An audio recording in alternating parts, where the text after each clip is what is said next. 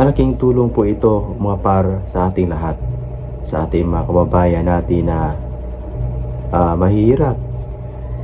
Kasi dahil sa sobrang mahal ng bilihin ngayon. So what's up? At magandang araw po sa ating lahat. At lalong lalo na sa mga nanonood natin, sa mga supporters natin, sa mga subscribers natin. Maraming salamat po sa inyong lahat. At sa mga viewers natin na hindi pa nakapag-subscribe, paki-subscribe naman mga para palagi po kayong updated sa mga video reaction natin.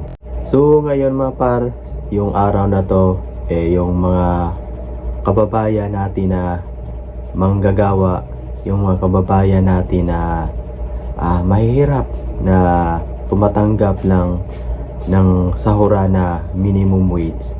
So ngayon, aprobado na sa Kamara yung 200 pesos na increase sa mga kababayan natin na manggagawa na may increase na po tayo. May increase na po kayo na 200 pesos. At maganda po ito sa mga kababayan natin na mahihirap, mga kababayan natin na nagtatrabaho, na maraming binubuhay na pamilya. Malaking tulong po ito mga par sa ating lahat, sa ating mga kababayan natin na mahihirap.